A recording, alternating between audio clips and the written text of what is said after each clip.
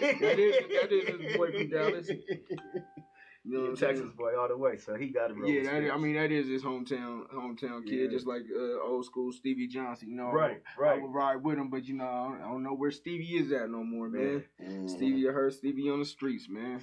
I met his son. His son worked at the finish line in Northfield. Do he? Yeah, for sure. I met him like a couple weeks ago. I mean, yeah, hell yeah, man. We gonna get up. Stevie, hey man, I used to ride for Stevie, man. Had him HBO fights, man. Little but bad. I thought he was gonna be around for a while, man. That alcohol took the man down. It did.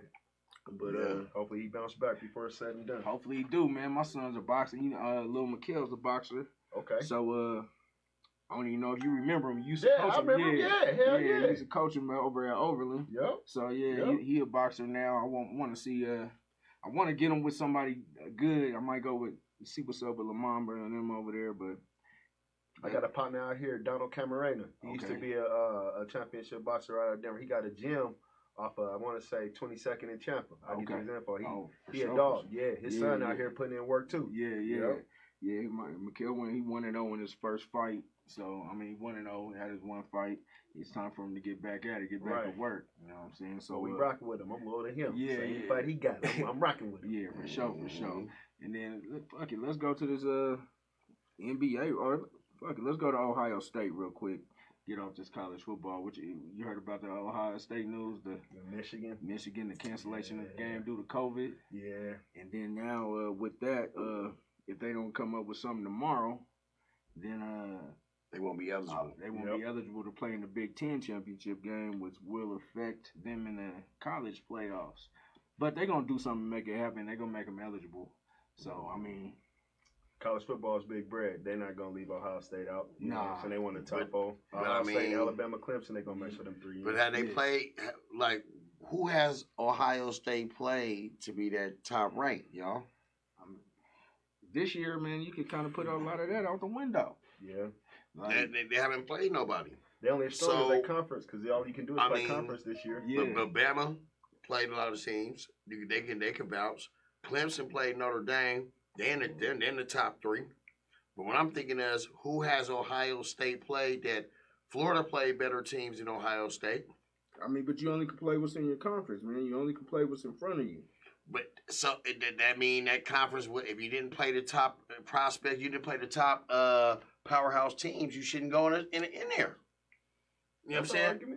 You know what I'm saying? How can you put a team in there that has not played nobody? Ratings, TV ratings, and Ohio State got that huge fan base. So if Ohio State in there, it's gonna make money. That's what, especially with no fans, you're gonna need them TV ratings. I want to see Justin Fields. I want to see Justin Fields in a big game. I think he's gonna definitely be one of the next big ones. Denver's Bama hit the scene. But we're gonna talk this NBA real quick, man. We're gonna get on this NBA. It's preseason starting this Friday. Man, you got a couple big games this weekend. You got the Clippers versus the Lakers in the Battle of Los Angeles. You got Milwaukee going. Who's Milwaukee playing? Milwaukee got the You got some big games. You know? I got the Lakers and Clippers gang, and that's a good preview to see what the new Lakers look like. You know, they're gonna rest LeBron. They're gonna rest your boy AD. Mm-hmm. So we're gonna see the new look bench Lakers on top of their so-called starters. And then we got a big one. You know who y'all got. Hold on, man. Let's talk Lakers, man. Let's talk the Lakers. You want to talk the Lakers? We're talking the champs right now. You know what I'm saying? I hate to call them the champs, man. I hate that they whipped up on my Nuggets, man. And I'm still sick with them. But the champs, they lost a lot of people, but they got a lot of people. Yeah. So, I mean, you think they're better than they were last year, more well-equipped, or? I think they're younger. When you lose Rondo and Dwight Howard, people underestimate how much championship experience them guys got. You know what I'm saying? Rondo was the champ. Dwight Howard carried the team to the finals. You know what I'm saying? And the way I ain't seen nobody play Jokic the way Dwight Howard did. So I think that was a big loss. He got up into Jokic. Yeah. You know, he got up into Jokic. Yeah. But hopefully that makes Jokic a better player this year. Like, I really like, but I mean, I think the Lakers are going to be tough to deal with this year, man. I know that Rondo is a leader. And like when LeBron would go to the bench, like he was able to run what they wanted to without really losing nothing. Right. And him and AD had that connection. But I mean, I think Schroeder's gonna. I think he might be a good replacement for him. Did you see what Schroeder said that like last week though? What he said? Schroeder said he want to be the starting point guard. Starting point guard. LeBron the starting point guard. You know what I'm saying? Hey, you can get on the court, but you ain't getting. You ain't gonna be holding that rock in that starting line. See, the thing with Rondo and them, everybody played their position. Everybody knew their role. Schroeder trying to come in and make his role. I think they still going. You got LeBron and AD. I mean, they still gonna do what they do, but I don't think they're as good as that team last year though. No, I think they better. I really think they better than last year. To me, y'all said they lost. Who's they starting center? You can put AD at center. Then who's they starting for? You can put Harold. Oh no, my chest Harold. My chest Harold. Playing no my defense. chest Harold. My chest ain't playing no defense. That Harold. Well, I'll tell you what. That's why he just started center with AD at the foul. What you mean? I hope so. Because Jokic killed Harold. Oh yeah, we'll take that. Harold a beast. But they got Gasol out there though too. They got better. Give me Dwight. On gameplay, we talk facts on gameplay. They got better. I don't think they got better, man. Y'all biased because y'all nothing. I think they definitely got. I think they definitely. Nah, you know what? I think they do got better, but they still the favorite. But I'm not taking Gasol nor Montrez to play the role that Dwight Howard played, that Rondo played, and Avery Bradley left, who didn't even play in the bubble, but still is a beast. So Gasol is not better. So Dwight Howard is better than Gasol right now. At this point in their career, yes, absolutely.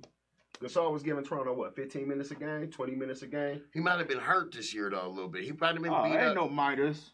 He was hurt.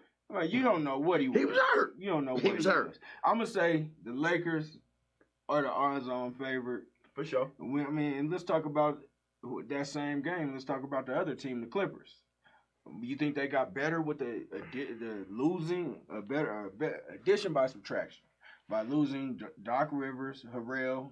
I think they got Lou Williams on the block. I think they're trying to get rid of their old guard and try to get a team around Kawhi. Right. I think it's all going to depend on Paul George. You know what I'm saying? If he going to step up, I think they had to get rid of Doc because Doc had too many 3-1 comebacks. You know what I'm saying? And Ty Lue going to make sure they play defense. And they got Big Shot over there. You know what I'm saying? So I think that's going to make a difference because you got Big Shot who playing one of the best defensive teams of all time in the NBA. So they're gonna give him some attitude. So they might have addition by subtraction, but it all depends on Paul George. Is he out there gonna be playing, you know what I'm saying, soft, or is he gonna play to his potential? Paul George is gonna be Paul George. He don't do nothing. He's not. He ain't done nothing since Indiana, man. He got excuses. He let the guy here, man, our old guy here, man, said that early in the playoffs that who was he say was in his head that was knocking off Paul George's girl? Steph. It was Steph because Steph Curry's wife, Doc Rivers' daughter, they used to be Paul George's girl. So ain't no telling what Paul and Doc had going on. He used to mess with his daughter. He has to go. They got that Serge Ibaka over there. That's a good addition. That's a good addition for them. You know, so I mean. Yeah, they're the same. It's gonna be the same. They don't got no point guard though, do they? Or did they just pick up somebody? I didn't see nothing in the news. But I don't think they got a 2-point guard, and that's where they gonna lack. Nah. And Sweet Lou's all they got coming off the bench. And Kawhi Leonard gonna have to become a leader, man. He had to have some kind of vocalism to his game. Like, I mean, you can always show by example, lead by example, but shit, sometimes you gotta get in somebody's ass. And you can't be taking all them games and shit off. Because they said that was a problem too. That Montrez and Sweet Lou didn't respect the fact that Doc was letting Kawhi do all that bullshit and sit out games and rest and do all that shit. Get the superstar treatment. His girl was able to come on the team playing and all that kind of shit. They got security. They own security. You gotta treat them as the same, right? Especially at that level, you know, you gotta treat them as the same. Like these dudes don't get no special treatment. They ain't earned nothing. Nah, not there. They ain't earned nothing. Maybe in Toronto, Kawhi earned something, but shit, not here, not in LA. You talking about you gonna be the king of LA? Shit, you gotta put in that work. You definitely do. It is some up and coming teams coming up. Like your boy say, Dallas might win it all. We got a guy on here saying Dallas might win it all, which they didn't look bad last year. Who's that? Jamon Humphrey? Mm-hmm. Hey, that's Texas for you. Who they gonna D up though? Doncic ain't playing no defense. Porzingis can block shots, but he can't move his feet. You know what I'm saying? They looked good last year in that bubble. I mean, Hey, I'm tell you like this: LeBron ain't fell off, and I'm not no big LeBron's the greatest of all time guy, nothing like that. But that dude was averaging 27 and 10, bro. Till LeBron shows some kind of decreasing, you can't. I got a question. Yeah, when is LeBron going? When is he going to fall off? When is that age going to hit him? Because that's one thing that ain't beat no man yet. I ain't seen. I said this on every show, y'all. The best person on the court always win. Period. He just said it. He just said it. He just said it. He just said what I be saying every show. The best person on the court always wins. Well, he's lost a few times, and he wasn't. But he wasn't the best person on the court at that time. He could have been hurt. His team could have been hurt. He probably didn't have no help at that time. He could have been no. Oh, you making excuses? No, I'm not making no excuses. Curry and it was better than Klay Thompson. It was better than him at that time. He caught KD at his peak. KD was better than him at that time. KD at his peak. Because if KD wouldn't have got hurt, they'd have beat him that last time, and they would have beat Kawhi. What about in Miami? I mean, when he was in Miami, when he lost, couldn't get past Boston. When they lost to Dallas. He wasn't better than Paul Pierce at that time, probably. He just wasn't better than Paul Pierce. It took for him to lose to Dallas to get to where he is now. Wasn't better than the Visky. Because Dwayne Wade carried him. If you go look at the stats from that Dallas series, he had games where he had 10 points, 17 points. He didn't have that killer that he got in him now. Now he got that killer. I mean, who's the best in the world? Is it LeBron still? Jamal Humphrey say it's KD. Until you see how KD come back from the Achilles, you can't say. LeBron ain't never been hurt like that. Never. He just had that one injury. So I didn't think he was. I thought that was his downfall. Right. Like, man, he getting old, man. He took one little. I was like, he fell. But that 1 year, I was like, damn, you getting old. You know, that's an old man injury. Well, you know, GoodKnight, that 1 year of rest got him back healthy, got him back right. Remember, he didn't make the playoffs. That 1 year, they didn't make the playoffs. Well, that's why he said, though. Remember, they had Lonzo and them still. And they said him because they didn't have a chance of making the playoffs. And so he rested that whole playoff year. Right. Came back on a vengeance and won it. Let's speak to these Nuggets, man. We gonna come here and talk about these Nuggets because I got a couple questions because I see you in a couple groups. Right. And there's all kind of shit that's going on about these Nuggets, man. Like, what do you think we better than last year, or you think that Grant was a big loss? Like, what's your initial thinkings on what was gonna happen this year? I wanted to keep Grant, but Grant ain't worth $20 million a year. You know what I'm saying? I'm with you. So it's on all depend. If Harris can stay healthy, we'll be better. Okay. Because Harris is our best perimeter defender. And when he got healthy, he's the one that knocked Donovan Mitchell down. Donovan Mitchell was scorching us until Harris got healthy. He did put the clamps on him. He put the clamps on him. And then if you get Chill Will Barton back and he stays healthy, then we're going to be deep, and I think we'll be better. And I think JaMychal Green is going to play his role better than what Grant did. Because Green going to come out there, he going to play defense, and he ain't going to care about shooting the ball unless he got an open shot. He going to go out there and do what he got to do. And I think Grant, that's why he went to Detroit. He wanted to be the guy. You know what I'm saying? I think that too, but I'm like, are we gonna put JaMychal Green on LeBron James and them? Like, who's the guy that's gonna stop these type of guys? Everybody and people gonna laugh. If you go back and watch the film, it was Jeremy Grant and Paul Millsap holding LeBron and AD. Yeah. It was Paul Millsap holding Kawhi and Jeremy Grant holding Paul George. Yeah. So you bring Millsap off the bench and you just use him as a body on LeBron. Nobody's stopping LeBron. Yeah. You just got to throw a body at him. You know what I'm saying? So if you can take care of everybody else, LeBron and AD going to get theirs, but you can't let the KCPs get hot. You know what I'm saying? The Kuzmas get hot. You know what I'm saying? That's what killed us. That's what killed us for sure. I'm thinking the Nuggets. I don't know. We gonna live or die of how much MPJ grows. If Porter Jr. grows into another tier, then we gonna be that second team. I'm a big believer in that. We should have went after a DeMarcus Cousins type player. Like I just think we don't have that toughness. Everybody's a nice guy. Like they're all nice guys, man. These guys you all want to see them with your daughter or some type guy. Not Gary Harris though. That's when Gary Harris got hurt. Gary Harris is he don't give a shit. He's gonna bring some attitude. JaMychal Green don't give a shit. He gonna bring some. That's Georgetown. You know what I'm saying? Bring that Georgetown attitude. Yeah, okay. I'm telling you. Outside of the Lakers, I don't see the Clippers going. They can talk that Dallas shit all they want to. Them Europeans ain't about to do shit. You know what I'm saying? They're gonna be 4th, 5th seed, score points. If MPJ does his thing, watch. And we ain't gotta start Millsap. You know what I'm saying? You come Harris and Barton stay healthy. Watch, because Murray gonna go. That's what people found out. Murray gonna go. For Millsap, you say your boy, man. I'm always say that man was stealing money. He got what was offered. hey, he took it. Hey, he took it.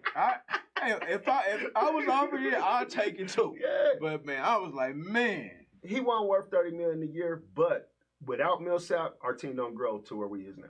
Do you think he's a leader like that? I think he's that lead by example kind of guy. You know what I'm saying? Yeah. If you watch when there's timeouts and shit like that, or any time that we was getting ran on and we needed to come back, it was Millsap who sparked it. Oh, he did. He's not going to be that superstar, but he does the little shit that don't nobody want to do. You know what I'm saying? When you talked about how we was all nice guys and Markieff Morris out there punking everybody from the Clippers, it was Millsap who stood up to him and said, "You got me fucked up. Yeah, I ain't taking this shit. Yeah, I ain't taking this shit no more." And then we come back from 3-1. So it's the intangibles that he brings. Okay. He's not going to bring you the 25 and 10 and all that, but that's why you bring him off the bench now. Okay, I'm with you. They giving him $10 million. Shit, I can live with that. Yeah, I can live with that. The $30 million was a lot, but who's he going to get the money to anyway? Shit. You know what I'm saying? Might as well spend it if you got it. And I mean, Draymond agreed with me. We don't have no no tough guys. He picked the Nuggets and the Mavericks in the Western Conference Finals. I mean, what you got to say? Because you was laughing and shit like shit's funny. The Denver Chicken McNuggets. Like your team is Denver any Chicken good. McNuggets, baby. Like your team. Y'all will never win it. Ever. So, your market not good enough for one. Two, you never get a real superstar that want to play here at this cold altitude. But I'm saying, but y'all good. Y'all good for playoffs. You know, said that about San Antonio, y'all too. good, but y'all ain't never going to have a superstar one. Y'all never have a LeBron caliber player here ever. How many LeBron caliber players have ever been in the NBA? I mean, it's a couple of them. You don't need a LeBron caliber player. Y'all would never have a actual super duper star. Now, so you tell me Murray don't got the potential to be a superstar? He got a potential to be a superstar, but he won't be a superstar. I mean, I'm at the fact that Jokic is a damn superstar. See, ain't no get that. So what's first team All NBA a couple of times? No. Now, Steve, come on now, Steve. Really? Steve, realistically, basketball, LeBron James is a superstar. Yeah, there's only 3 to 5 superstars. Yeah, exactly. KD is a superstar. Yeah. Curry is a superstar. Yeah. And in my mind, I don't even put Klay Thompson as a superstar. He's a star. Yeah, he's a star. It's a star. Klay Thompson has been the best your boy Jokic star. Murray's star. They're not superstars. Paul George, not a superstar. He's a star. If you're the best in the league at your position, that don't make you a superstar? No, you're just a star. You're a star. You're just a star on your team. Let me ask you this question. As a Golden State fan, when did Curry become a superstar? I'm about to fuck you up. When did Curry become a superstar? Curry. When did he become a superstar? When he didn't come into the league when he was unanimous MVP of all the votes, that's when he became a superstar. Nah, he became a superstar when the year Mark Jackson got fired and they knocked the Nuggets out of the playoffs. In that round? And they ran them out and they was the underdog. That's when he made it. And he made his name for himself and he went out there and struck and he rolled that to where he is now. Mark my word. And I said this when the Nuggets drafted Jamal Murray. He going to be the next Steph Curry. And he did that last year. He came out, made a name for himself, give him 2 years, he going to be a superstar. LeBron going to be out of there. And we gonna be the favorites out the West. Oh my God! The Denver Chicken McNuggets. We don't watch out for the Denver Chicken. They always get fried all the time. Griffin giving me faith. They always get fried. He giving me the Lakers is the only team that ever got the Nuggets out of the Western Conference Finals. And when LeBron go, it's only gonna be AD. And I'm telling you, we on the same build as the San Antonio Spurs when they had Tim Duncan, Ginobili, and Parker, and they grew all them players within their organization. That's what we do, because we're not going to get no superstars. We're not going to attract no free agents. Mm-hmm. So you got to draft and grow within, which is what we do. Who want to play here, Steve? We don't have the ones we drafted. Murray want to be here. Jokic want to be here. We getting our own. Gary Harris is homegrown. MPJ's homegrown. Bobo, who ain't even scratched the surface yet, homegrown. That's how you build it. That's how you get to where you're going to go. We're not going to get those superstars. That's why we gave Paul Millsap $30 million, because we're not going to get those. So we got to grow from within. And watch, we're going to be that next small market team to ride away. Hey, wait in the quarter, and I'm going to ride that wave in that quarter of game point. Nuggets is going to win it in a couple years as soon as LeBron get the F up out of here. You know what I'm saying? My 40th birthday no fingers. Hey, but I'm going to tell you like this. Let's go to the second quarter. It's Game Point Sports, and we out. Basketball, still or no?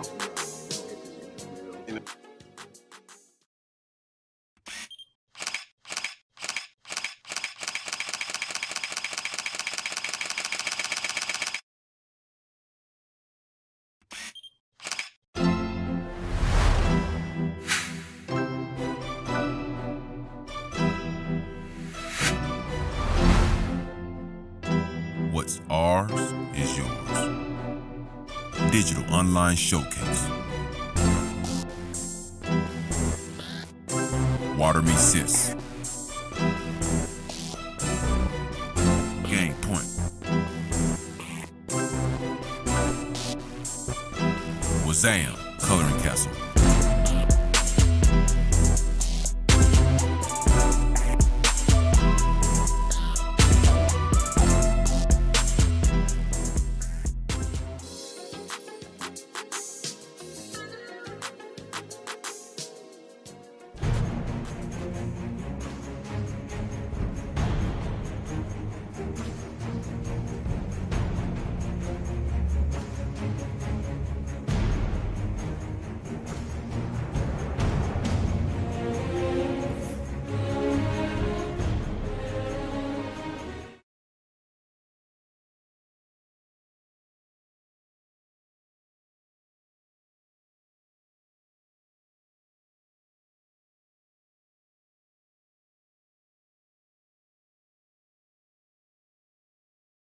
Props. Let me give you your props. Oh, on that thing that you pulled. On your shit that you pulled. On the the Washington football team beating Pittsburgh. Yeah. I picked it. Call me Robbie the Greek. I told y'all he always downplay me. Every show he downplay me. But at the end, my horse always be at the finish line. Trust me sometimes, you know. I've been there, done that. I lived that all my life. You know what I'm saying? Yeah, I'm a gambler, man. That's what I do for a living. You know what I mean? He need to get on my team. You know what I mean? If y'all ever want an upset of the week, I got one for you. Y'all want one, let me know. I mean, oh, come on, man. Robbie the Greek. Robbie the Greek. They call me Robbie the Greek. That's what you call maybe yourself. Maybe Robbie D's the Greek. You know what I mean? That was probably your best pick ever. I mean, but give me an idea why you made that pick, man. Well, the week before, Pittsburgh was playing very suspect. So I'm like, man, if I get film on them, I'm seeing they weak points, I'm going to attack it. And Washington Redskins that day, Alex the Great, he threw for 290 yards, 296 yards, 2 touchdowns. Alex the Great. The comeback quarterback ever. Coming back. Best comeback quarterback this year. I gotta comeback player this year. I got to give him the best. I got to give him the best quarterback. I mean, best comeback ever for an NFL player, man. If you ever watched that E60 or whatever, man, that shit was gruesome. He had 17 surgeries. Yeah, that shit was gruesome. I didn't think he was coming back and shit. Why would you come back, man? Shit, right. You've already earned a ton of money in this league, and I mean, you are what you were. But I guess football's in his veins, and shout out to Alex Smith. That dude's a man right there. He got the Washington Redskins. Red football team. That's money in the bucket. He got the Washington football team back doing their thing in contention in the week NFC East. Mm-hmm. He ain't doing it by himself though. Nah. People forget that Washington got 4 first-round draft picks on their D-line. Got Chase Montez Sweat, Jonathan Allen, Chase Young, Darby. That D-line, I don't know if you got a better D-line in the league than them. Not right now. Maybe that Rams though is pretty nice though. Yeah, Aaron Donald's a whole nother monster.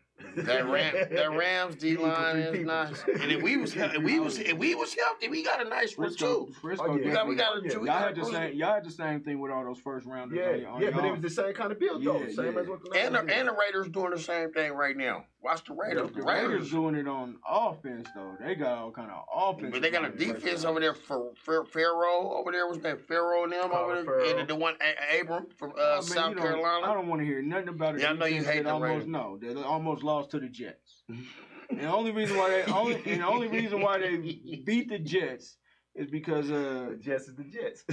That defensive coordinator, man, called a dumbass call, called a zero blitz on 5 seconds left. 5 seconds. He hurt me with that one. Double move, Henry Ruggs. I don't know why the cornerback was biting on that short route for any reason. And the dude's wide open. As a Bronco fan, that hurt me. Shit, it hurt me too.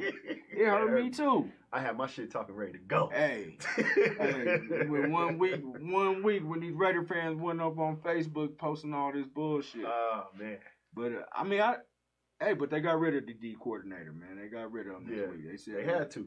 They said you're out of here, buddy, man. This aggressive style of D that you've been calling, but I think it had to come from up above. Like, I mean, if Adam Gase wanted to win that game, you override that call. Yeah. Don't call that. Yeah. You know, he's in the headphones. He hears what's going on. They all getting fired after the season, so Williams just got his early ticket. That's it. Yeah, I think they did it on purpose. I'm telling y'all. They trying to get Lawrence. Lawrence don't want to go there though. He don't want to go there. So he have no choice. I mean, I'll sit out. He can go back for a year. He can, but you gotta think. Too, somebody got to be in there like you going to the New York market, the endorsement money. If he goes somewhere other than New York, he's gonna lose a lot of off-field bread. And that goes to show. Because heard the word? Next team in line is the Jacksonville Jaguars. Now you heard what he said though?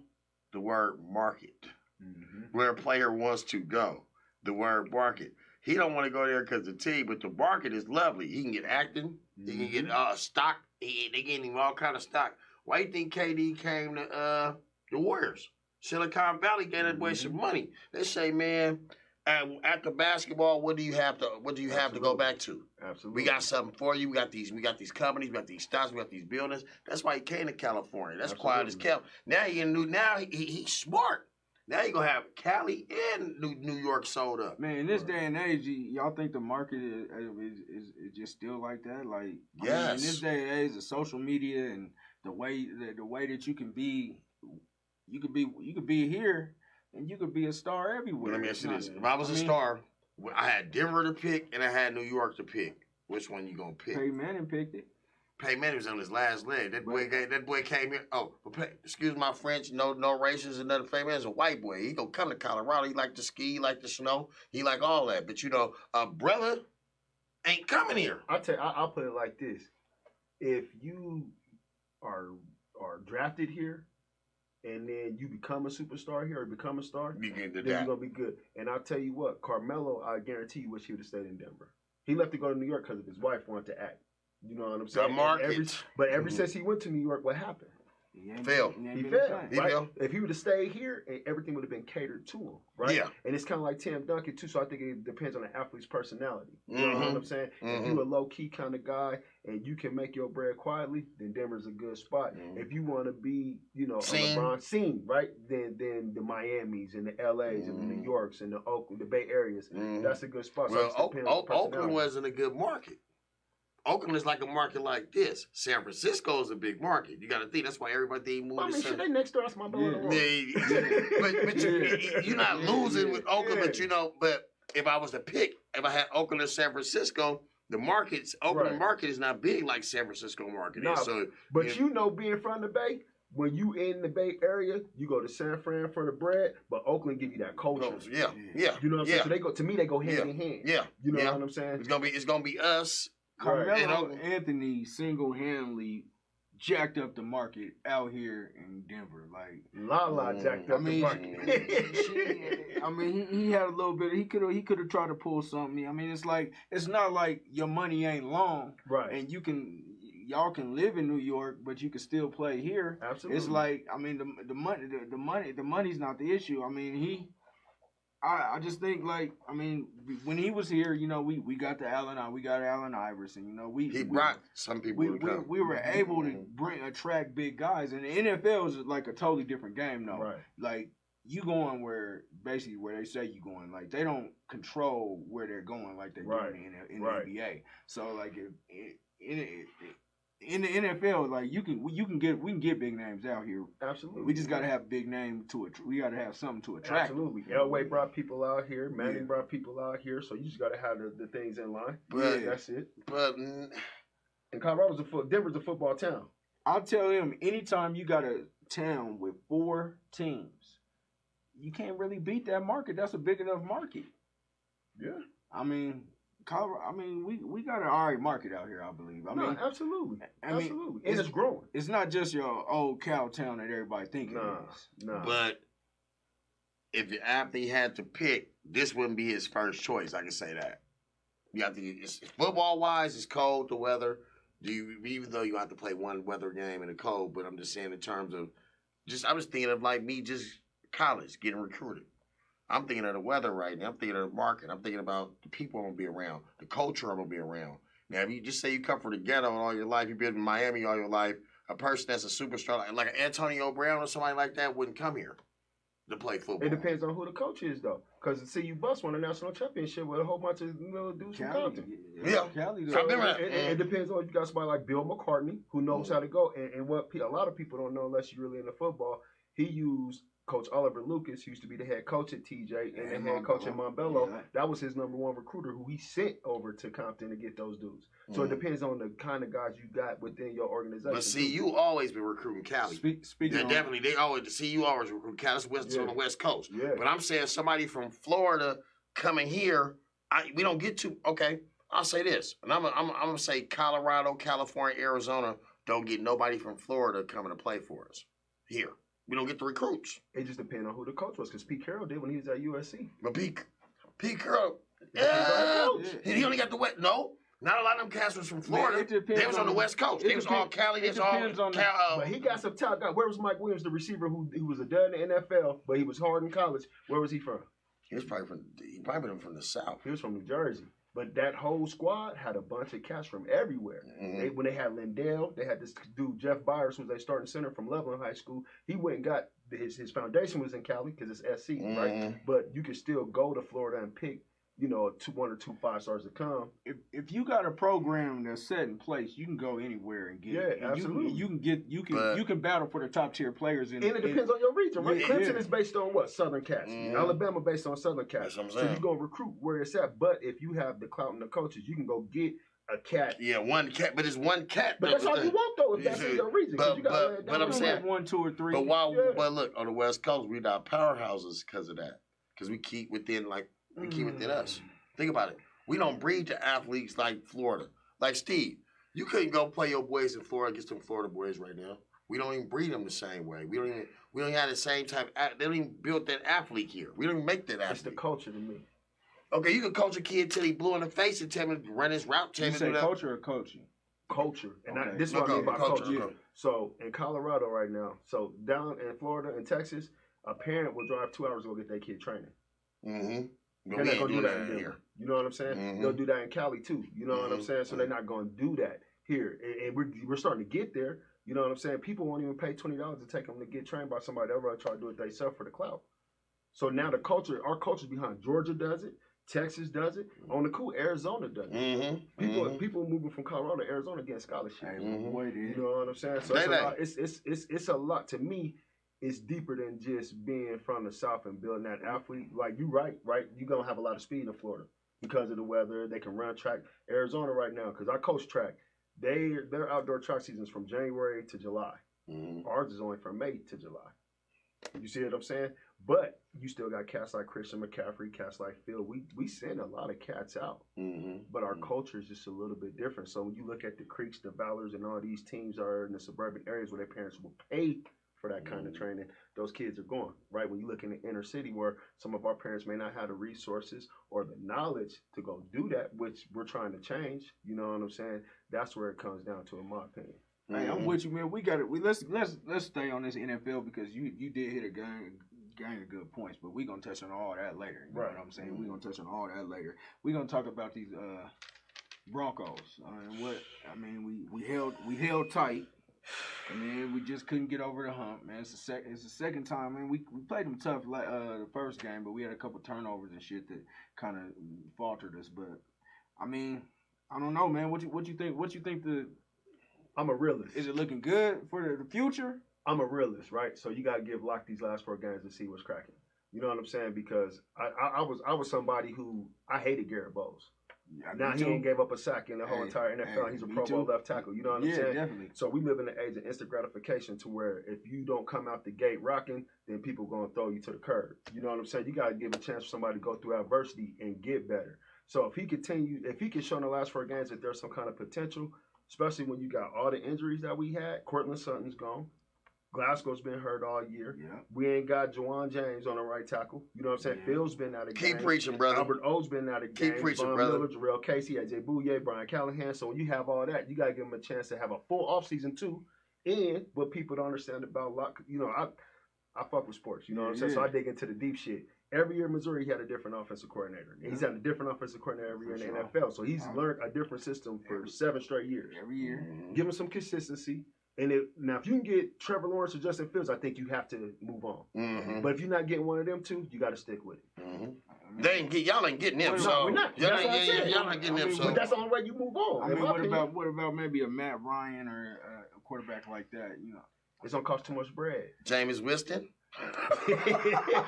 I would bring Jameis in to compete. I would take Jameis. I would bring Jameis in to force Drew Lock to have to take the job. Like, he can't just be handed the job, right? Jeff Driscoll and all these backers we got now, Griffin, they're not going to push him. You know what I'm saying? So you can bring in a vet like that. But if you bring in Matt Ryan or Matthew Stafford, now you have to get rid of one of the other big contracts because they're gonna take $30 million. They're gonna do what I'm saying? Yeah. So I think you got to get one. Keep him while he's on his rookie deal. Bring in a vet to make him compete, but give him an off season with the same offensive coordinator. Bring some of these injuries back, and then I think next year you can see what you got.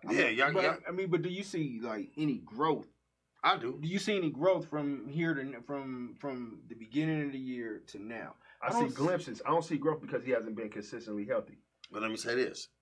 I've been preaching to these guys. All y'all fair weather fans, you're not. I know for a fact. But they ain't even sold on the boy. I'm like, man, I ain't gonna lie. You remind me of Cutler.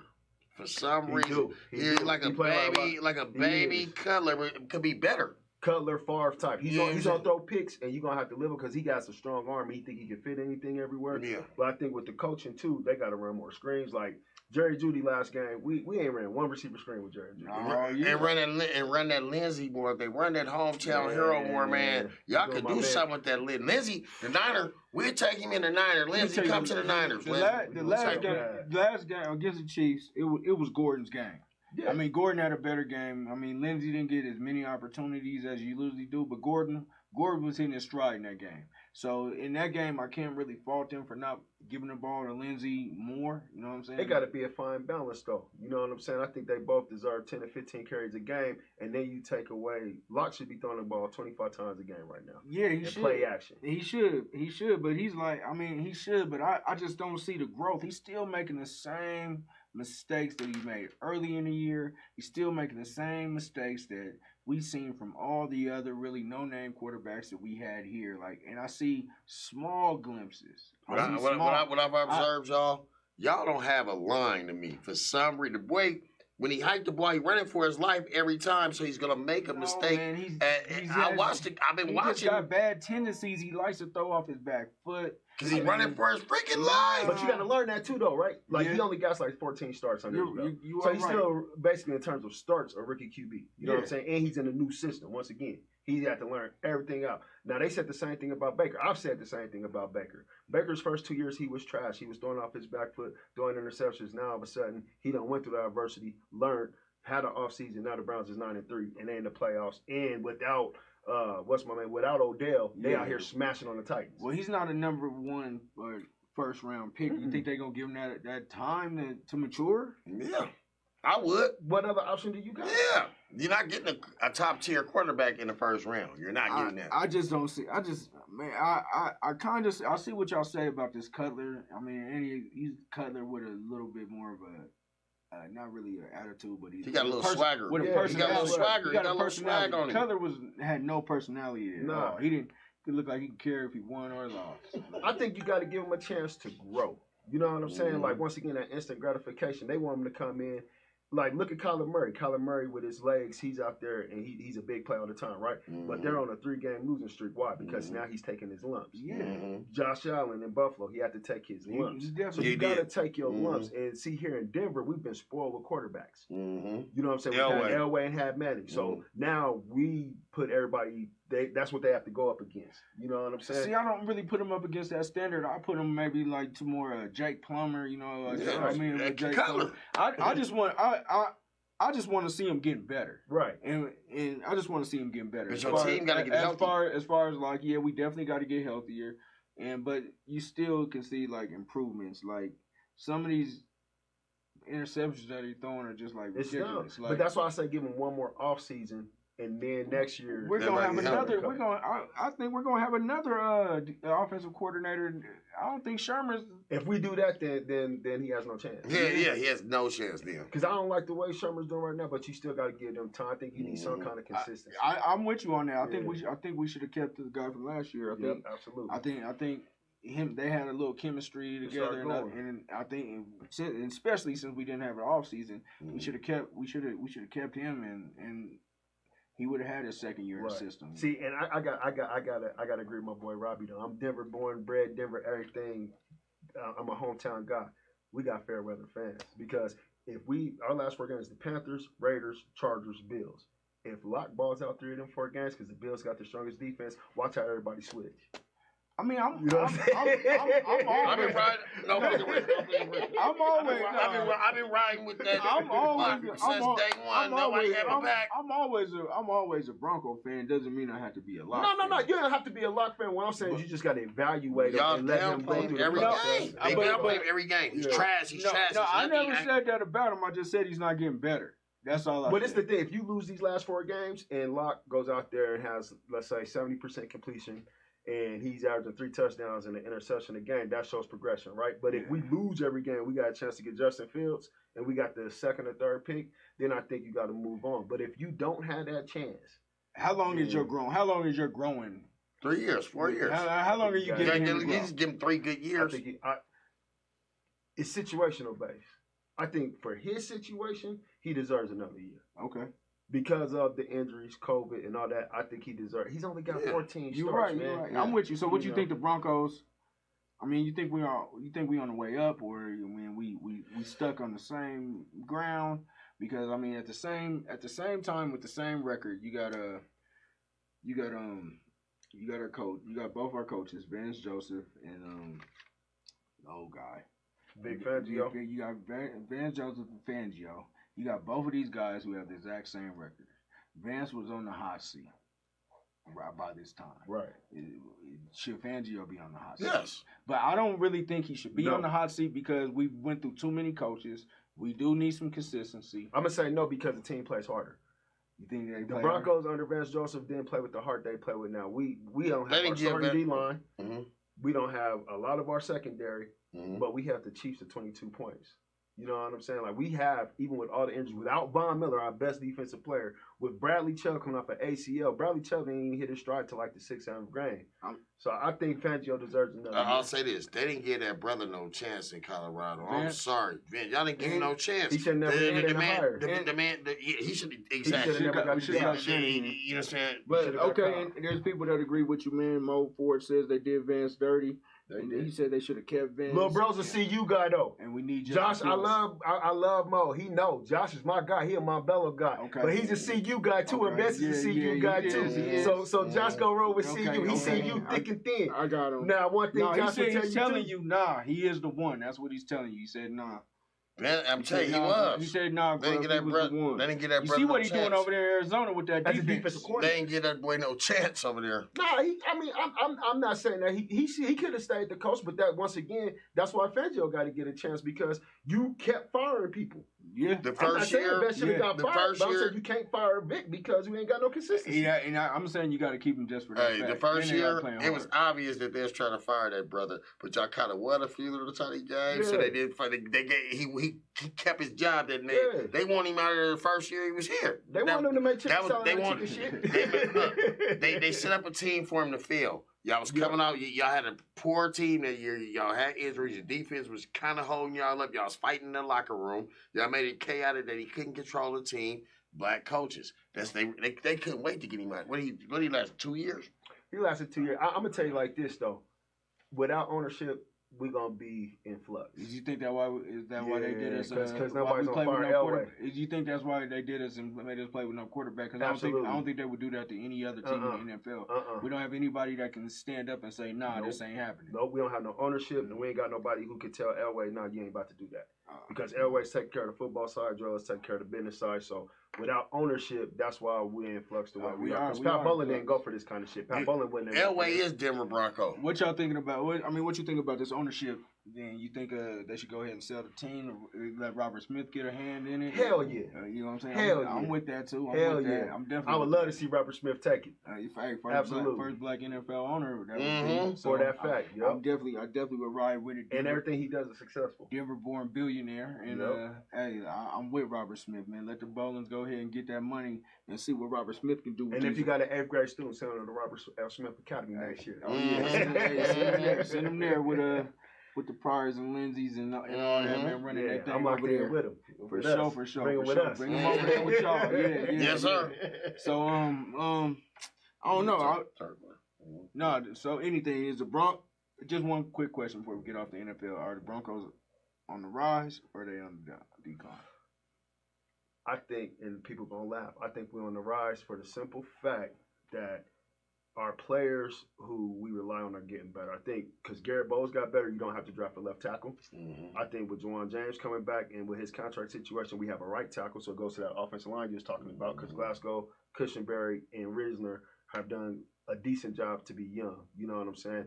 And then if we draft a corner, because Bouye ain't going to come back, Callahan's balling. And he gonna get healthy. He got to, you know what I'm saying? He got to get healthy, and then we got to re-sign Justin Simmons because Simmons and Jackson to me is the best safety tandem in the league. Okay. I mean, it's just all right, man. Shit. I mean, they are the best tandem in the league. I mean, Justin Simmons, we gonna have to pay that guy. Gotta pay him. You know what I'm saying? I'm glad they got Garrett Bowles, got him taken care of. You know, and they didn't break the bank with him because if they would have went a little bit longer and held up this season, man, you would have to get that dude some more tickets. But this what hurts me, and this is what people have a point on. We paid Bowles, but we ain't paid Simmons or Lindsey yet. So are we gonna take care of our brothers here? You know what I'm saying? We don't never. That'll force me to be. And I'm Denver, everything, but man, that forced me to just not have a team. When do we ever take care of the brothers, though? Ever. I mean, that's why nobody would have come here. Shanahan did. Shanahan did. Shanahan kept Tyrone Braxton when he got caught on Koufax smoking box. Hey, that was a whole different era. But that's a whole different era. Elway doesn't keep. Elway doesn't pay him. No. Elway loves to play hardball with the black guy. Yep. He loves to play hardball. He do. And I mean, that can make us not a destination spot either. Like that's what's made us not a destination spot. Because and Elway just does everything backwards. Like he doesn't sign it. Like you got an opportunity that these guys that you drafted, some of them who were all right and pretty good, you got to pay them early. Right. You know, he always kind of waits and try to negotiate, or he waits and then they like, man, I don't want to be here anymore. Like you got to pay these dudes early when they're not worth that much. Absolutely. You know, and you don't have to break as much bread when you sign them early. And ever since he been here though, since he been underneath handling stuff, he ain't ever really, besides Peyton Manning, really got a quarterback that can outdo him. Do you get what I'm saying? That he wants the legacy of just because you're a good quarterback don't mean you're a good quarterback evaluator. But that's what I'm trying to say in terms of Tebow. Thought he was going to save the world. No, he didn't pick Tebow. He wasn't part of that regime. Who was it? Wait a minute. That was your man from New England, McDaniels. Yeah, McDaniels. It sure was. It sure was. Now, ever since then, what have you? Well, the thing was, it goes back to what attracts, right? When you get Peyton Manning, that's when the Keith Tlaib came, TJ Ward came, and you start getting all those people. So right now, if Locke comes back next year and balls, now you have something to attract because you got Jerry Jeudy, Tim Patrick, Courtland Sutton, Fant. You got all these offensive weapons. You know what I'm saying? There got to be some consistency too. So it can happen, but it all depends on Elway. Now, do you think y'all defense went downhill since Vaughn been out? No, right. They've held their own, and with Vaughn, it becomes even more special. Defense. And Chubb, you got Vaughn and Chubb on the ends, right? Yep. Now, what happened to your linebacker core? Can y'all cover? Did y'all get some cover linebackers over there on that deep? Nah, but our linebackers are better because Josie Jewell is balling in his second year. He doing this Alex thing. Johnson is balling. You know what I'm saying? He's doing this. So once again, we got positions that we can get better at. But I think that's what Fangio brings. He turned a bunch of nobody. Malik Reed's undrafted. Atachu's undrafted. Yeah. And all these guys is balling. You know what I'm saying? Our D-line is full of cash you don't even know. And they balling. But I think the defense has held us down. Like, man, they done wore down. That's the bright spot. They done wore down a lot of games. Like, we do a lot of 3 and out. It's just been our MO probably for the past 4 or 5 years, going 3 and out, and wearing out your defense. So, I mean, I just see that, man. I think the Broncos are on the uptick, man. It'll be next year before we get to really turn it around. We got a lot of young offensive talent going to be in their second year. We got defensive talent. Just got to shape up on these special teams. And they all on rookie contracts, so you can pay other positions. Yeah, special teams. And when it's time to get paid, we're going to have to start taking some Mahomes-friendly contracts, man.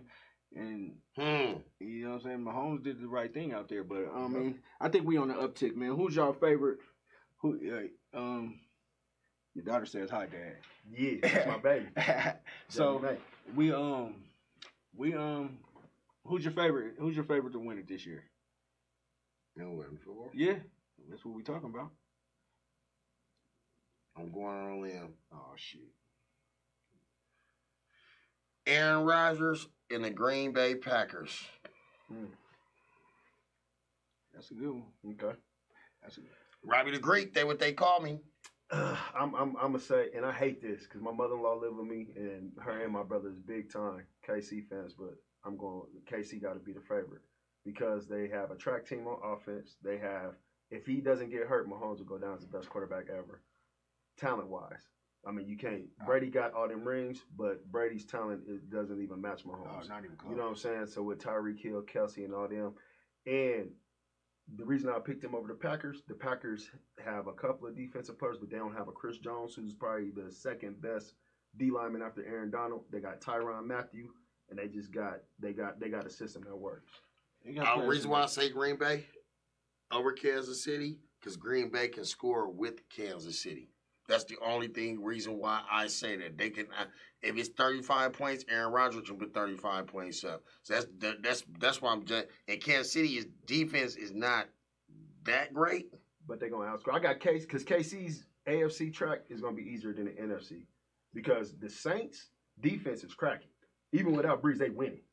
And when Breeze come back, didn't Green Bay already beat the Saints already?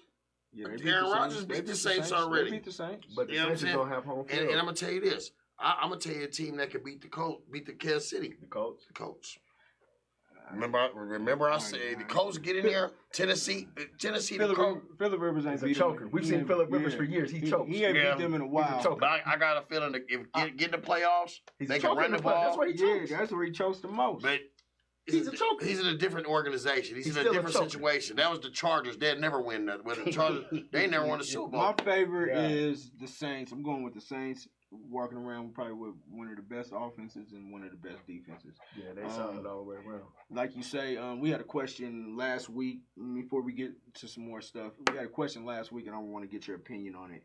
Is Patrick Mahomes a Hall of Famer right now if he stops? If he stops, he wouldn't be first ballot.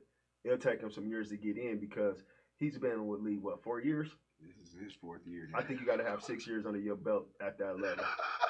Yeah. No fingerprints, man. No fingerprints, man. Robbie the Great. I want to say nothing. I didn't say nothing. You talking about a guy who won a Super Bowl MVP. One Super Bowl. One Super Bowl in 4 years.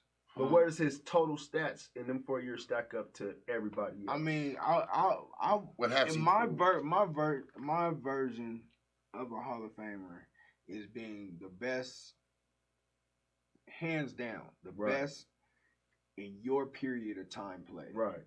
And that's what he is. Right. He comes in 50 touchdowns, 10 interceptions or something like that. The next year, he wins the MVP. The next year, he wins the Super Bowl. This year, he's on pace to be in the next MVP and maybe win a Super Bowl again. So if he wins the Super Bowl again, let me rephrase that. If he wins the Super Bowl again this year, is he a Hall of Fame? I'll say Hall of Fame, but not first ballot. I think he'd be. You can't throw him in first ballot. I think he'd be first ballot. He got to play at least 6 to 10 years. I think you got to get to be first ballot. You got to be 6. That's what I was gonna say. Terrell Davis and Gale Sayers played 6 years. And they're not going to be the bare minimum. They time. It was a time. But I think he's going to play, though, because they keep him healthy. Okay. He don't get hit, and he's smart. So he's not going to get hurt or nothing. He's going to go first. If he consistently do that for the next 5 to 6 years, yes. Yep. I got no other choice. Yep. But if he was to stop today, not first ballot. Because today don't give you a second Super Bowl, so no. Yeah, today. You're right, today. But I think he definitely would get there anyway. I mean, And Andy Reese, the quarterback whisperer. He got Mike Vick that second $100 million contract. He got him one. So he's in a perfect situation. And the Chiefs was good with Alex Smith. So the only change they made was Pat Mahomes. So he came into the perfect situation. But that took them to a whole nother level. It did. A whole nother level. Like, my Niners could have had him. Y'all could have had the Broncos could have got him. There's a lot of teams that could have got him. A lot of teams passed on him. Yeah. Man, let's go into some more local news. I mean, some more let's go into what you do. Yeah. Let's go into your organization, the Commanders. Started out as a Crush back in the day. Yep. My uncle Billy had him as the Crush, and then we started the Commanders in 2011, 2012, and it was the last year of the Aurora Youth League, and it was when my uncle Billy had retired the Crush, and the president of the AYL at the time asked my cousin Corey to bring the organization back so we can try to keep that league going, and that's when we started the Commanders. That was with the Shamrocks before we had that. Yeah, for sure. We're going to take a quick break in the second quarter, and we're going to get on more of what Mr. Griffin got going on. So it's the turf politic. Take a break. You know, turf politic, man.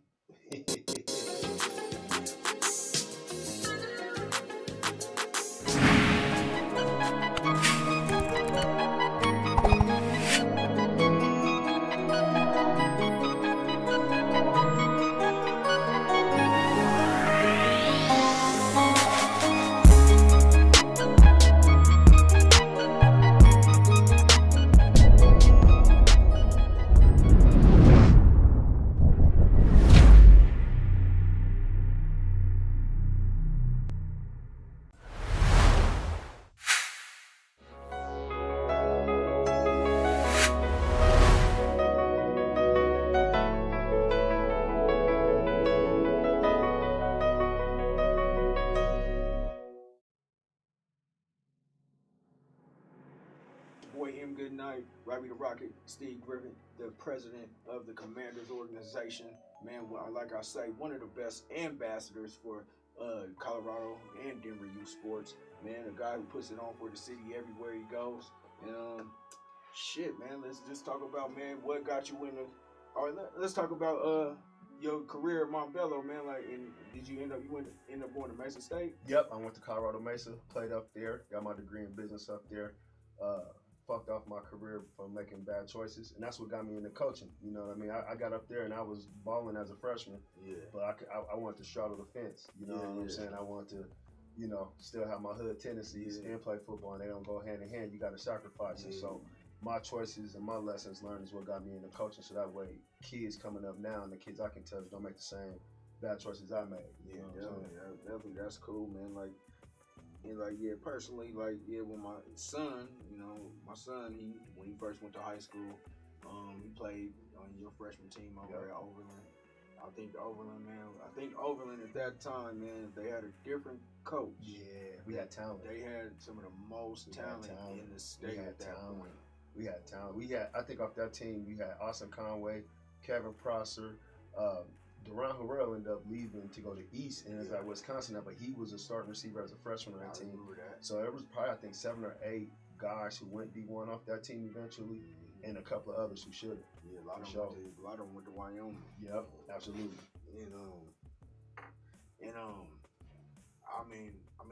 I just wish they just had better coaching at the top, man. But when y'all had that freshman squad, man, y'all was gonna have them going. Y'all had them going. And man, so just shouts out, man, for looking out for the young ones. You know what I'm saying? Back then, you got to get up in the high school ranks and get to coaching. Then next time I seen you, it was around. Next time I really seen you was around when the Snoop League was started. Yep. And I see you at those meetings and stuff with Noah and them. Yep. You was hands on, you was hands on, Absolutely. You just you wouldn't let it go. You wouldn't let it go down, not without a fight. You know you what I'm wouldn't saying? let it go down, and it was a lot of turmoil and a lot of things going on in that situation. But I mean, what persevered and got you to go through it? I believe, if I can remember, it's you were even helping pay for rest for the games and. Man, I came out of pocket for to save what we could out of that season for sure. Not just by myself. The Prince Hall guys came out of pocket too. You know what I'm saying? Some other organizations, at the time, the Denver Junior Broncos, the Montbello Falcons. It was a lot of us that banded together. You know what I'm saying? But I mean, it was all for the kids though. You know what I'm saying? At that point, you don't want to give kids a bad experience because then that turns them away from the game. So you try to do what you can, and it was frustrating, but at the same time, adversity builds character. You know what I'm saying? It hooked me up with a lot of connects that I still use to this day that take care of me through the Snoop League. So you'll hear some bad stories about the Snoop League, and I think a lot of people, and I ain't gonna name names, but they'll use that to boost what they got going. You know what I'm saying? And absolutely, there were some things that happened that was jacked up, but at the same time, those connections still. You can't burn bridges, right? So when you have a bad situation, you try to make the best of it, and that's just how I am. Being from Montbello, that's what we do. You know what I'm saying? We come from out the mud. You just gotta keep getting it out the mud. You know what I'm saying? Now let me ask you this: what was your experience going out to play other teams? You know, what was your experience like going to say, for instance, going to California? What was your experience? Did want to like. So our first year when we went out there, that year we went out there for the Snoop Nationals, and coming from Colorado, everybody out there, you know, we in LA, we was in South Central. Our first game was at Crenshaw High School, and so we had played the Long Beach Patriots, who had never lost a game to that point. We was 8 years old at the time, and they see us coming, they're like, oh, y'all got all the black folks in Denver on one team, you know what I'm saying? And we ended up beating them though, and we went to the national championship that year, you know what I'm saying? So we ended up getting some respect off of that, and it was just a great experience for the kids. And for me as a coach, I was able to see an inner city league ran for inner city folks with love, and I got to see that structure, and I got to chop it up and pick brains of people who do it that way, because that's what I'm about, you know what I'm saying? So for that, for the kids and for myself, it was just it was one of the best experiences ever. And to this day, the secretary of the Snoop League, Nakani, she hit me up 2 weeks ago, and she's sending us a bunch of masks for kids. You know what I'm saying? It's stuff like that you don't burn bridges. Because Will, Will just say what's up, Will Brian. Will, that's my guy. Will say what's up, man. You know, but like I say, like us, our organization, Richmond Steeler organization, same situation, same format. You know, inner city. Yep. The kids don't eat. You know what I'm saying? That's why I admire you doing this out here for these kids. They don't have too many coaches like you that would do that, you know? Right. Where we come from, our kids don't have where to stay. Right. You know what I'm saying? So, you know, we giving these kids opportunity. That's a good thing you're doing. I'm glad I wish you can do it more. Take them out to get exposed more. Right. You know what I'm saying? Versus being here and all they know is within here, and they don't see the athletes they can play against, you know, on their level. Yep. Absolutely. And I think for me and the kids, seeing a situation like the Richmond Steelers and hooking up with Chill Will, when we went to San Jose the second year for the Snoop Nationals and we got to be in them environments, it shows you more of what them kids come from. Like they need a way out. And I think some of our kids in Denver, like we got unfortunate situations for sure, but it's not as dire as some of those other places. You know what I'm saying? Richmond, California. It's bad, bro. It's a different situation. I keep trying to say that to y'all, but and to be able to see that, you know what I'm saying, and politic with them, it gives the kids something to want to fight for even more, and then be grateful for what you do got, even if it ain't a lot. You know what I'm saying? Yeah. I mean, I don't think the Snoop was. I just think they need maybe one more year. And, yeah, I mean, absolutely. And they gain a little more traction, man. I actually think they had a lot of positive things and a lot of innovative things that were about to happen with that league at that time. Right. It just didn't work. I think everything happens for a reason, though, right? So that didn't happen, and now we got the Nation League, which is built for our inner city, right? And we affiliated with the AYF, so you have a national brand to roll behind. You can go get national competition, but at the same time, when you don't burn bridges, I'm 100% Nation League, but I still fool with the Snoop League. You know what I'm saying? So let's say my team or any team I'm fooling with, if we make it to AYF Nationals, like there's a team called the White House, and they're in high school now from LA, and they used to be the Carson Coast, and then they changed names a couple of times, but they went to AYF Nationals, Snoop Nationals, and the Youth National Championship. So you can do it all. You just got to tap in with your hometown, tap in with the out of town, and just give your kids the experience of playing against the best competition, win, lose, or draw, so that way they can get more confidence in their ability themselves. I mean, so what do you think like the state of Colorado youth football, as in, I guess you came up a little bit after me, so like just say like in the era of having like organizations that were around for a long time, right? And now you have every year you got somebody's dad who say I can do it better. Yeah, I'm gonna start my own organization. Yeah. What do you think in the state of that? Like, I think it's in a transitional period. I'm gonna keep it 100. It's a bunch of weirdo shit going on. You know what I'm saying? You got a bunch of weird, egotistical people in position to coach kids. But at the same time, there's a lot of great things going on. You know what I'm saying? I think there's 1,000 ways to skin a cat. Like the way I got here from Green Valley, there's about 12 different ways I could have drove here, right? But I still ended up here. So my way might be different from this brother's way or from that coach's way, but it still ends up being a good experience, right? So I think social media has fucked it up because you got cats getting on there arguing and shit and doing all this bragging and boasting. When you get on there talking shit, and it's cool to talk shit, don't get me wrong, but you making the kids back up your words. And I think that's weak. You know what I'm saying? And I was a person that played, so and I talk shit when I play. You know what I'm saying? But I'm not gonna put that on my kids. Like I'm not gonna go talk shit to a coach and now little Steve gotta go out there and back up my words. That's weirdo shit to me. You know what I'm saying? To somebody else that might be what it is. And that is the game now. You know what I'm saying? I think social media jacked it up. I think too, we have to come together in Colorado. Everybody wants to be the one, you know what I'm saying? And we don't support each other. So like right now, I'm running the Commanders, you know what I'm saying? But from a high school standpoint, I want to build the Warrior program because I'm a Marbello guy, number one. Number two, I think what Coach Lindsey's doing in the community, not like Robbie said earlier, not to go on no race shit, but we don't have nothing blocking them. Hey, you right. So I think that program can be with Robert Smith School and what they're doing out there. I support what Coach Lindsey is doing out there. And so I wanted to push my 8th grade team to Montbello. Now, I'm not going to have all my kids go to Montbello. I got Kyle Reese at Oberlin. I know some other coaches, Coach Thornton at AC. I got kids in Aurora, Montbello, wherever. So I want to send them to where they can have their best opportunity. But right now, my 8th grade team only was going to be Warrior Nation this year, which we will be in the spring because I want to push them into high school. And so a lot of cats are going to look at it as, you know, oh, he ain't gonna do the commander. No, youth football is about developing them for high school. A lot of cats want to win right now to say that I'm the coach. I got these trophies. I did this. I did that. So I'm willing to sacrifice or pass on. You know what I'm saying? To build up the developmental side and do it the right way. That's what I was going to ask you. I always felt that, like, I don't have a son, right? But I coach, right? So once I coach you. Do you believe in coaching your son? Like, or let him go? So you coach him one level, and then next year, once he get that age, or you want to go up with him? So I'm willing to let little Steve go, but I've been asked to coach high school. So, but when I coach, even in Little League, I don't coach my son directly. So if I want to, because I'm the one telling him to clean his room. Coach at home. Exactly. He hear my voice too much. You know what I'm saying? Like even right now for basketball, we got this brother Tyrell Smith with this program that we just started with Prolific Basketball. And last night we had practice.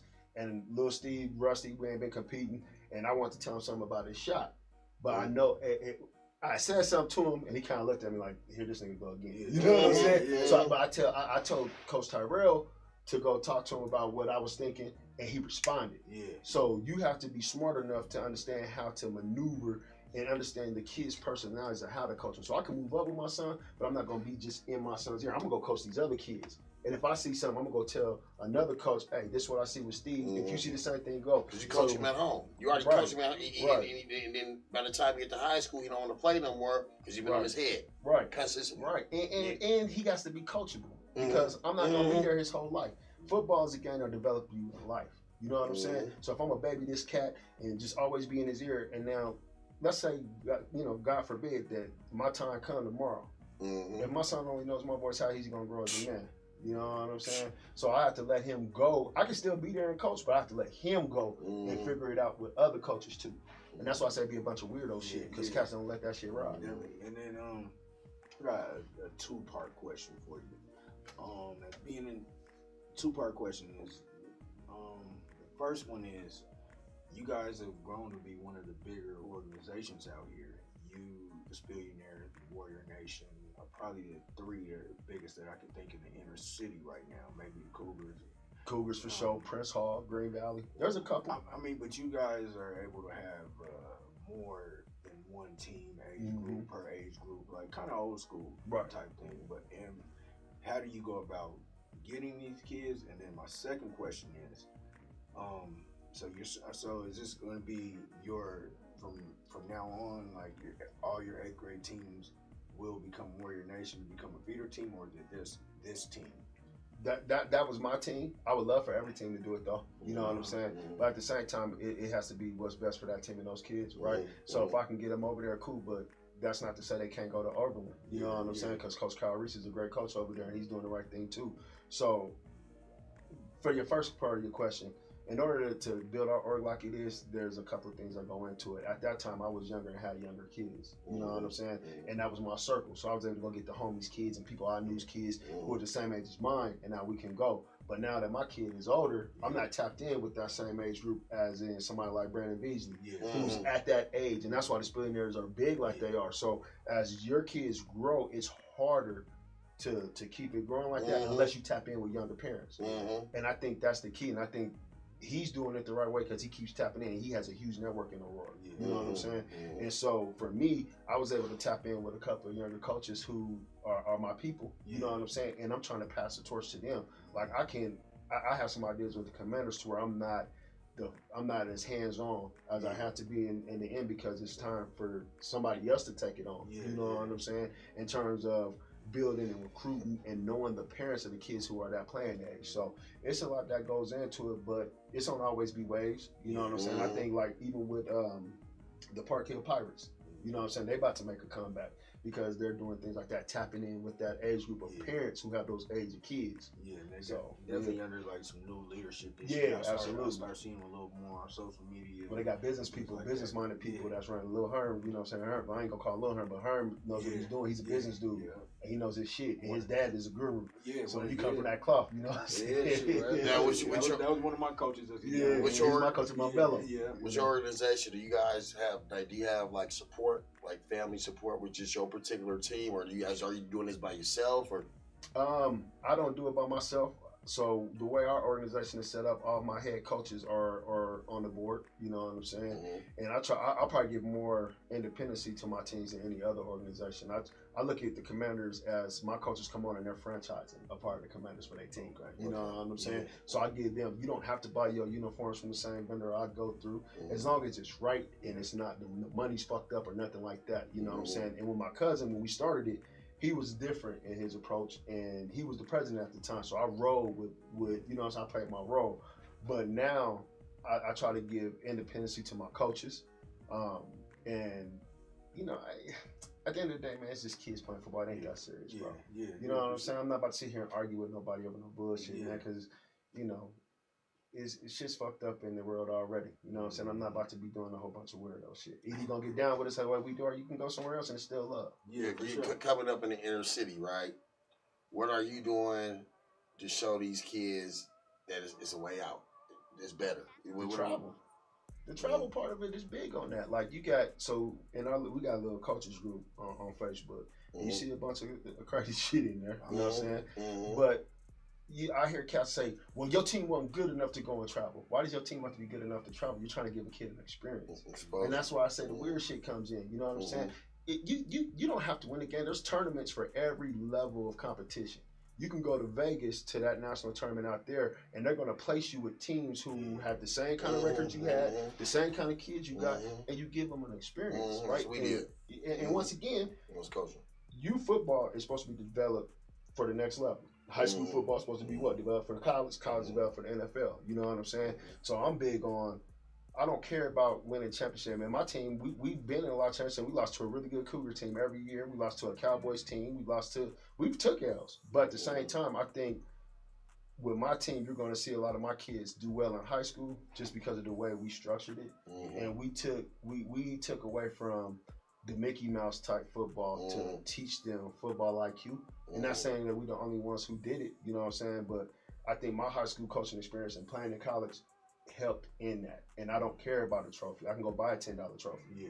Definitely. I want to see kids in high school ball out and then go to college and ball out. See, when I was in Pop Warner, Richmond Steelers organization. We had coaches. They was old fashioned. They was good coaches, but they taught us. But we went on natural talent. I don't know if that's what you got right now, or you have to coach. You get what I'm saying? But just growing up as a kid, just watching, just seeing. By the time I got to high school, they didn't teach me how to run right routes. Yeah. We didn't have the type of coaching that we got now. Right. In our day. Right. You get what I'm saying? And by the time I got to college, that was like, damn, I didn't know you're supposed to run a curl like that versus me running this regular curl. Right. You know what I'm saying? It's ways it's ways you move. And me learning that, when I came back to coaching, see, like your age group, we in the film. Yeah. Monday we in film. Yeah, absolutely. We got a Friday, we got a pregame meal. We do it as a family. Your mom, that's why I said, do you have like family support? Each parent would have to help me out. My team is lucky in the fact that I do. You know what I'm saying? And I've lost kids, I've gained kids, but I've always had parents on it. So we don't do when we go out of town, we don't do a bunch of fundraising. It's on the parents. Because once again, you have to be invested. We talked about earlier why kids in Florida, Georgia, and Texas are they're a little more advanced because their parents pay for training. Yeah. So it's not always just up on the coach. I've lost kids because a parent will come in August, and then the football season is from August to November. You're not going to be the best player if that's the only time you're training and playing. You know what I'm saying? It's a lifestyle. Yeah, that's what I'm saying. You know what I'm saying? The best players are made in the offseason. Made in the offseason, and you have to be bought in and sacrifice for it. So, like for me, you're not going to see me, you know what I'm saying, run around here every month trying to have the best pair of Jordans, flashing all this and that, because I'm going to take mine and put it into my kids. Yes. You know what I'm saying? Me and my wife pay $300 a month in gymnastics for my daughter. Me too. Little Steve goes for football, basketball, track, training 7-on-7. I'm going to put it into my kids. You know what I'm saying? Same thing. And then give them that experience so that way, hopefully, they grow and take it somewhere. So when they somebody comes to the Commander organization, are they getting a family atmosphere? I mean, what's the culture of the Commander organization? It's definitely a family atmosphere. You know what I'm saying? Because like all my coaches are my people. You know what I'm saying? And I think that the way I try to build it was I'm gonna pick a coach, and we're not going to recruit a bunch of kids. We're gonna recruit coaches who then go out and get the kids. Because what's the point of me having 150 kids and only got 4 coaches? Now that creates a stressful environment. You know what I'm saying? So that's the way we try to do it. And I want. This past year, because I got kind of burnt out, bro. I won't even lie to you. Like I've been doing it for a long time, and I coach football, I coach basketball, and I coach track, and I seen it. I got burnt out because I was spreading myself too thin. I didn't give Lil Steve as much as myself as I should have. You know what I'm saying? And he told me that, and so this year I kind of took a step back and gave more of myself to my son. You know what I'm saying? And my homie that trains my son, Sean White, with the Phenom Factory. He tells me all the time I gotta be more selfish. You know what I'm saying? Because once it's all said and done, people gonna use me for what I can. I mean, that's just the environment we live in. Everybody uses everybody, but I can't be used to the point where I'm not giving my son what I could have gave him. So I'm gonna be more selfish. But to answer your question, we are a family atmosphere. But once again, man, the game has changed. So from when we was coaching, I remember when I first came to Shamrock, you was over there. Ray, he was with Ray.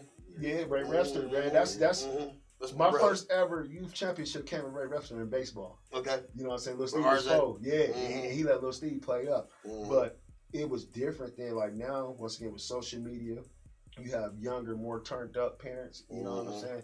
Everybody want to come to the game, talk shit, do this, do that. I ain't even one of them kind of guys. You know what I'm saying? Because you don't want nobody to get hurt over football. You know what I'm saying? Youth football like that. And we all come from certain backgrounds in different parts of the city. So when you have different parts of the city, you got different politics that come into it too. You know what I'm saying? So when you get these teams there, you got a brother from the E, a brother from Park Hill, a brother from Aurora, a brother from Montbello, who outside of youth football, we might be trying to get at each other. You know what I'm saying? But youth football can be that thing to bring our black culture together here. And that's kind of where my mindset is now. Like, I'm not tripping on where you from, bro. Like, because Denver, if you from Denver, your parents went to Manual.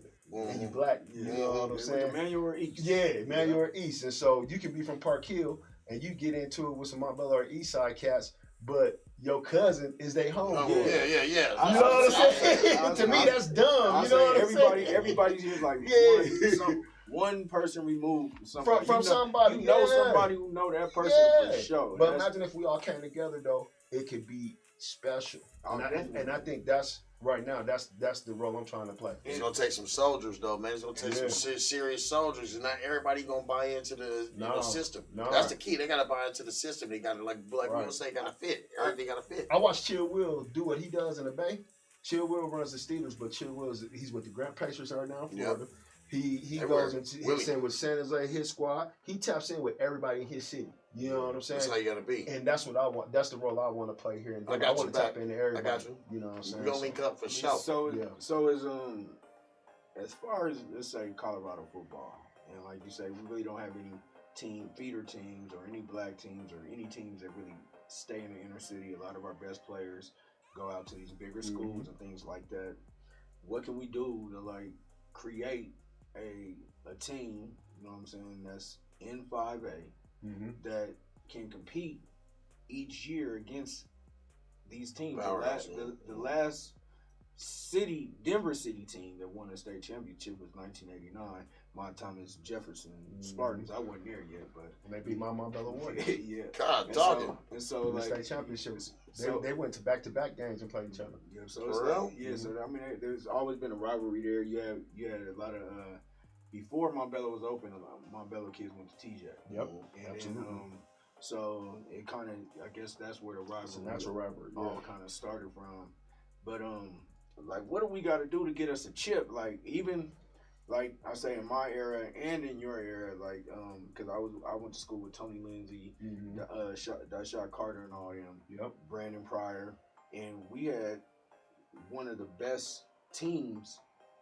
I mean, to come through Colorado, right? But can never win in the playoffs. Right. Do you think it's a coaching thing, or what do you think is why we can't get ourselves over the hump? I'm gonna say this: I didn't grow up here. I don't know how y'all history is in y'all sports, but y'all don't have enough athletes to win it. You know what I'm saying? Like, it's only one. It's only one of you.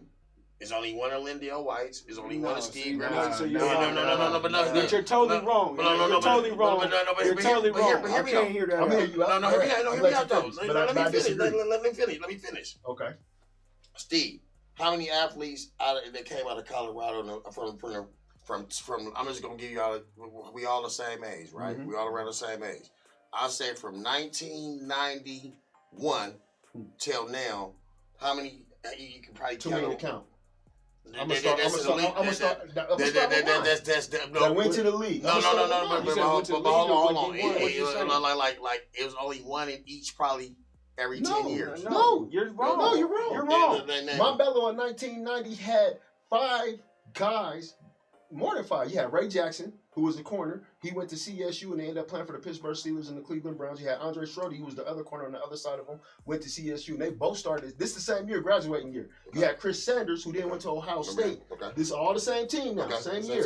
Broke Jesse Owens' long jump record and played for the Tennessee Titans. You had Tremaine Ankrum, who went to USC. You had Ollie Williams, who went to CU. You had Thaddeus Swayzer. That's just off the same team. Okay, off the same team. Now, how many of them was the Tiptoes? How many was that in the state of Colorado? It was only one of him, right? No, it wasn't 20 of him that made him the top person. Yes. No way, it's not big enough. Who's the second dude? It's not big enough. 1997. No, I'm saying that's 1 year. I'm saying I'm about to give you some more. Okay. 1997 TJ team had like 15 cats go D1.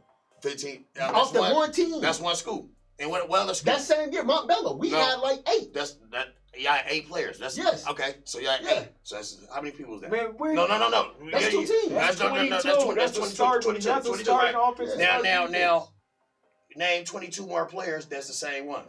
That's on the same level. I can go from. You can't name that. Yes, I can. If you give me a chance, I will. Okay. I'm saying. So it was 15 great players on Montbello, 15 great players on Cherry Creek, 15 great players on that, right? But let me say this: how many Steve Griffins was it?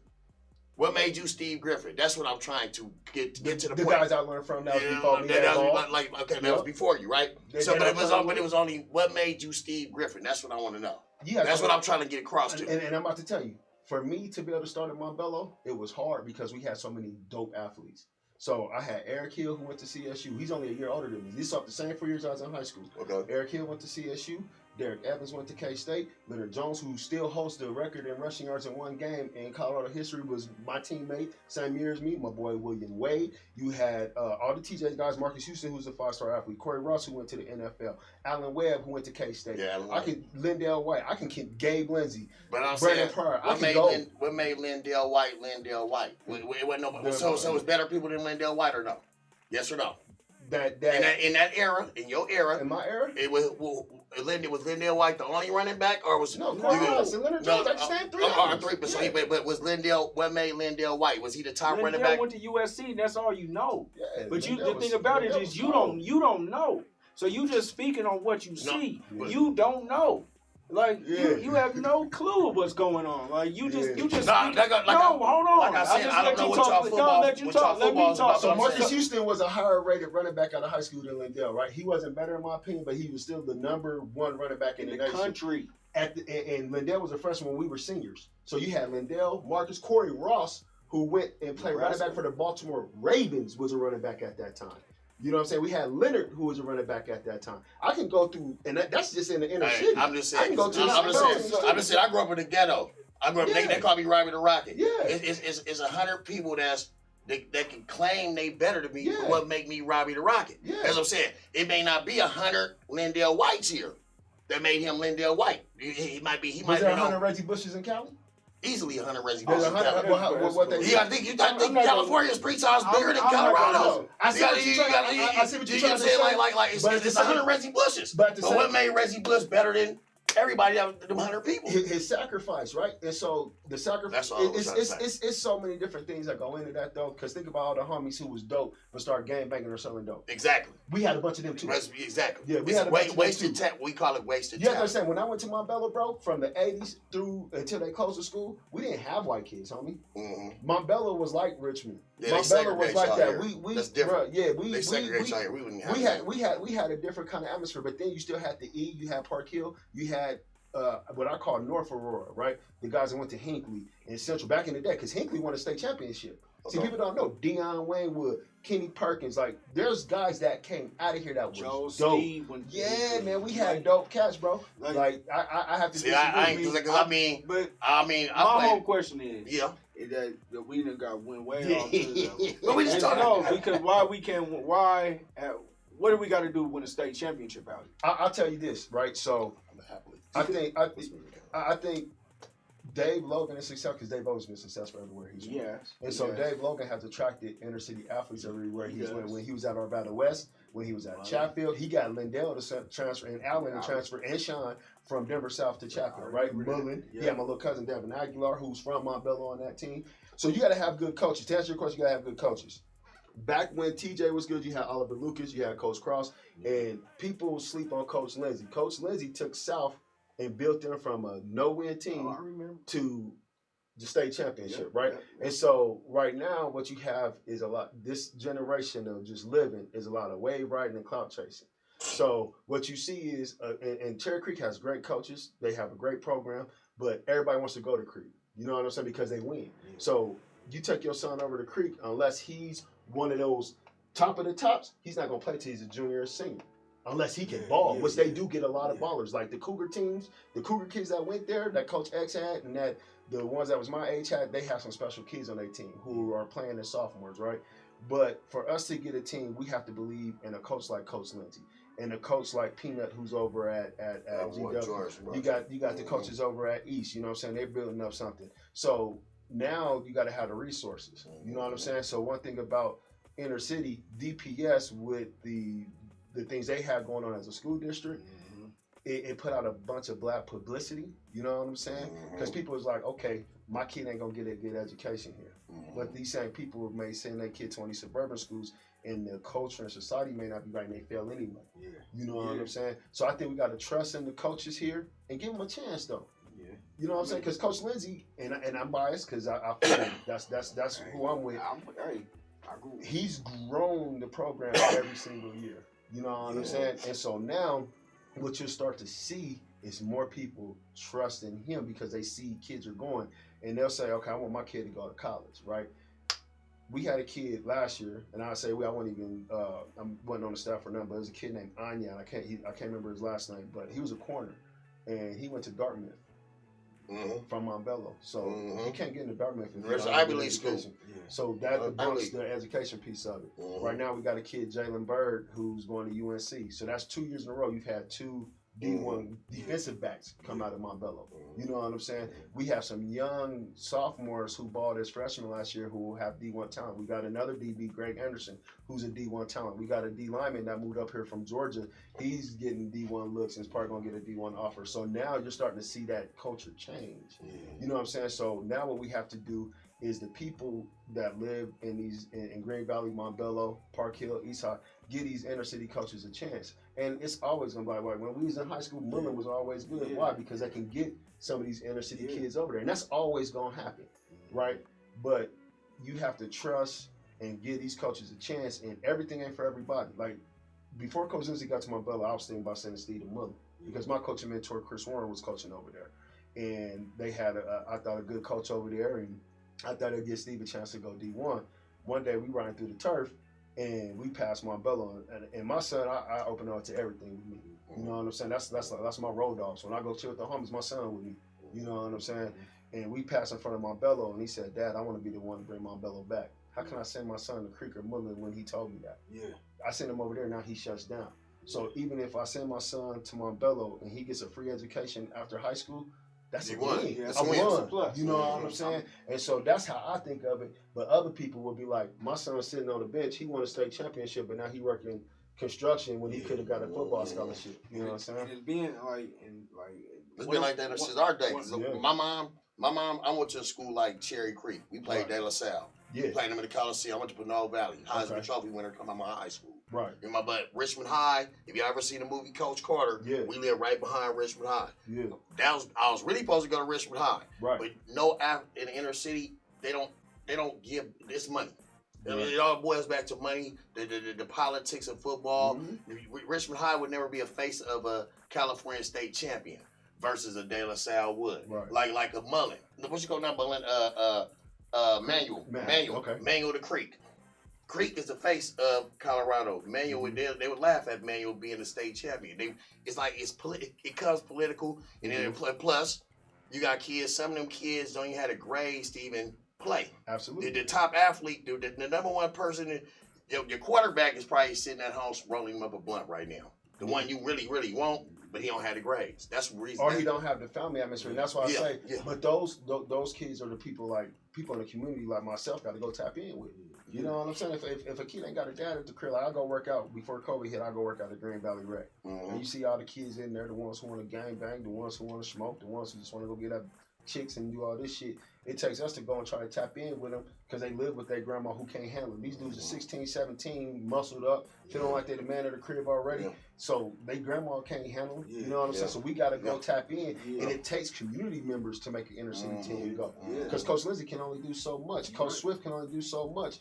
Coach Thornton, Coach Reese, they can only do so much. So as a community, you got to get the feeder things going with the youth, you know what I'm saying, and feed them in. That's why I did what I did with my team, because I believe in what Coach Lindsay's doing. So if I can feed him 10 dogs, and let's start a foundation. That starts a foundation, and we can start working toward it. That's one thing I always regret was sending my oldest son not to South. Right. Because I knew the Lindsays, I grew up with the Lindsays. I grew up with the Lindsays. So I always kind of regretted, I should have took him south, you know, it would have been a little trip or whatever.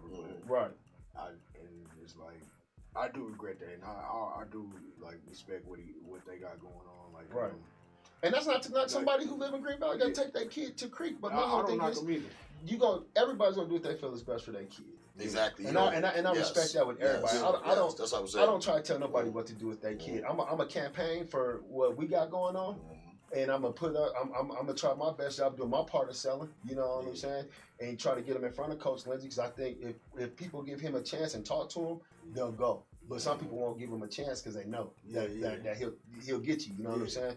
But if they go out there, there's no hate, there's none of that.